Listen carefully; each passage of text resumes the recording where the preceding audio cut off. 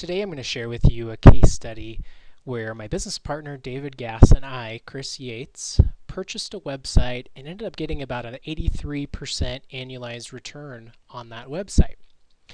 Now, my name is Chris Yates. My business partner David Gass and I co-founded the Internet Investment Summit, and I'm going to talk more about the summit at the end of the case study here, but let's get right into it.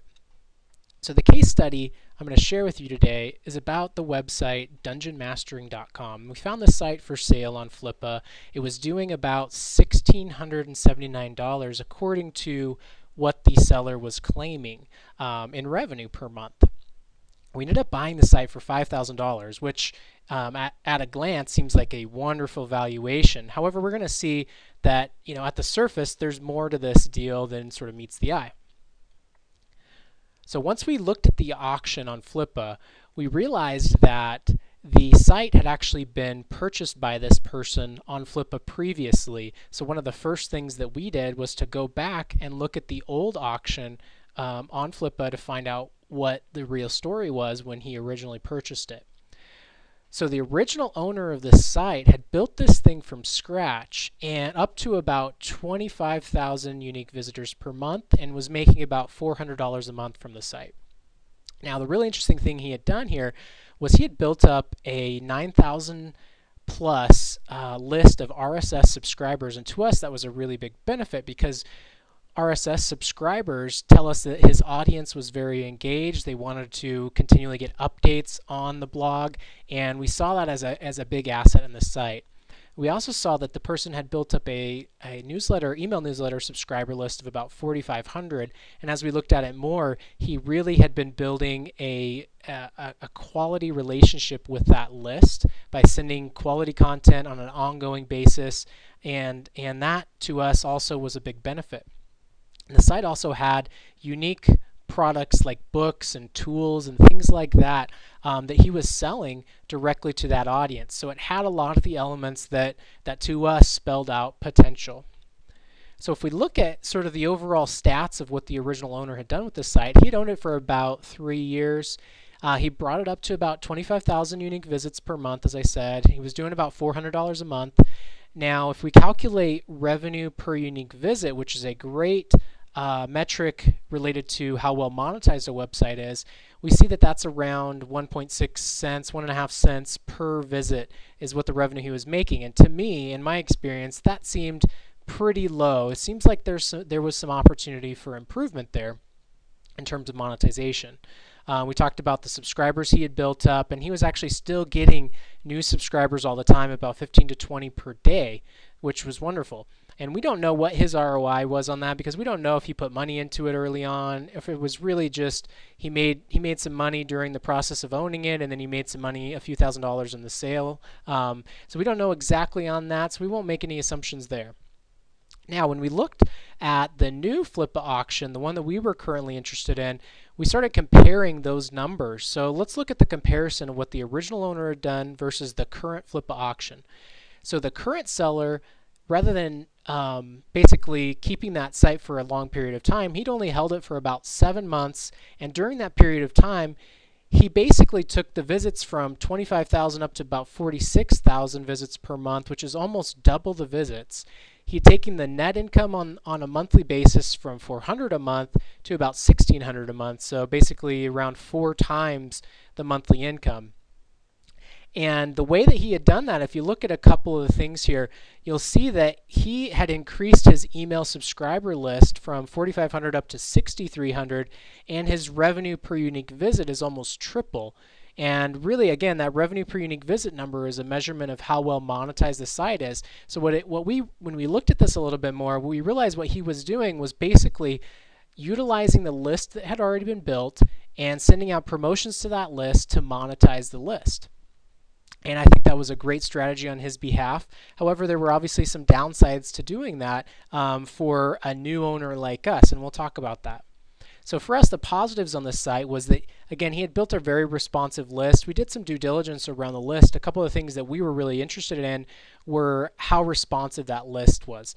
And we actually saw that he was getting about a 40 to 50% open rate on emails that he was delivering, which is actually pretty amazing compared to what's typical out there.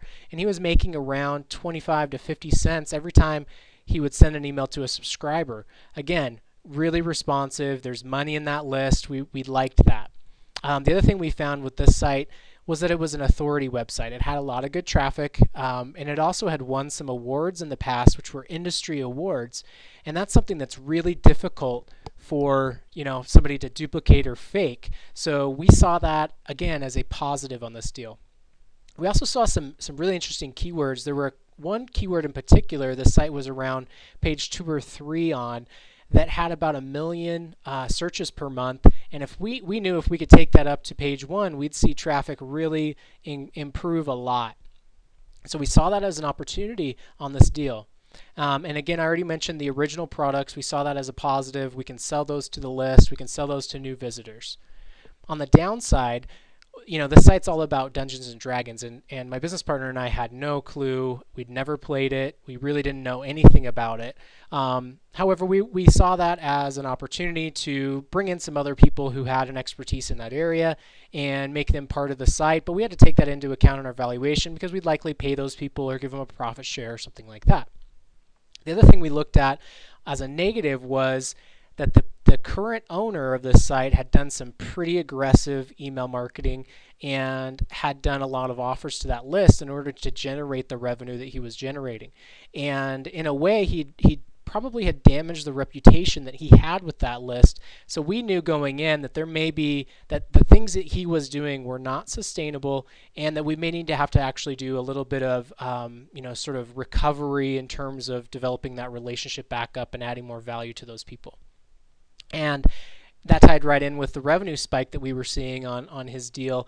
He had a couple months there where he brought the revenue up to, I think, around $5,000 by doing like a 1 or 2 email series promotion. So again, we didn't see that as something that was very sustainable. So when we really looked at it, we started contacting this website owner directly as opposed to just going right in and bidding. And we did some numbers on the side, and our estimate was that the site would probably bring in around $500 a month, something like that. Was sort of our guess of where it would be. And we started talking to the site owner, developing some rapport with him, and he ended up saying that if we were going to go ahead and bid around $5,000 for the site, that he would end up ending the auction early for us and letting us have the deal, which we liked. Who knows, we might have made less money or might have been able to get it cheaper, but at the same time, we were able to end that auction early, take all the other players in that auction off of the table, and it would have went right to us. And so to us, that was a good deal. We felt confident. We knew the risks going in. We knew the opportunities. So if you look at this from a timeline, what you're seeing here is an SEMrush chart of the traffic that you see in the period of time that we owned it and sold this site. So the original sale occurred back in 2010. We purchased this site about 7 months later from the current owner at the time. We held it for around 2 years and ended up selling the site at the end of 2012. Now, so let's look at what our revenue looked like during this period of holding it. And I'm just going to start you out with the first 6 months here. Month 1 was about $200. Then in month 2, we did another email promotion because we'd proven, or the previous owner had proven that worked, and we made about $1,200 from that email promotion. Not quite as good as what the previous person had done, but still really quite a good return for us because we got 25% of our investment back, and basically in 1 month period of doing an email promotion, which we were really, really happy with. Month 3, 4, 5, and 6 sort of bounced around between $200 and $400 in revenue. And then after that, things sort of leveled off and balanced out. And actually, right around, I think, the months 14, 15 was where we got all of our money back just from the monthly income that site was generating for us. If you compare the stats here, the original owner built this site up over a 3-year period. He maybe made several $100s a month for several months, and then maybe made a few $1,000s in the sale of that site. The second owner, the person who sold it to us, owned it for about 7 months, probably made about $10,000 in owning that while owning that site would be our guess, and he got probably about a 200% return on his investment. And for us, we held it for about 26 months, made about $350 a month on average, and our ROI on that site ended up being around 182%. And the difference here is that the original owner built this thing from scratch, put a ton of time into it, and he got some money out of it. The second person probably, it sounded like, put a really heavy effort into that site for that 7-month period. But for us, we took a little different approach, and we focused more on automating that website, getting people in place to really run the site for us. And by doing that, our return with minimal amount of maintenance time ended up being about 83% annualized, which we were very, very happy with. Not too bad considering what you might get if you were to put it into, say, a savings account. So that was the case study. We were really happy with how things went with that, and that's one of the things that we're excited about in the event that we're doing in October, the Internet Investment Summit.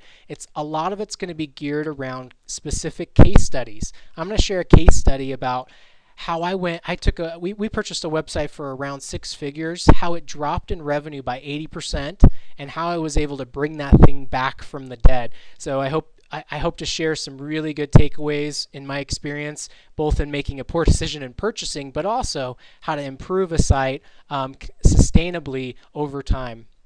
We also have a couple other speakers. We have a guy who built up a mobile app portfolio, sold it for around $200,000 to a hedge fund. We have another guy who built a membership website from scratch, and it's doing about $50,000 a month. And also Justin from Flip Filter is going to be sharing one of his current renovations. He's working on this renovation right now, and he's going to be sharing all the things he did over the next 6 months before the event and the results that he got during that period. So we're really excited about these case studies. I think there's going to be some great discussions, some great networking coming out of this.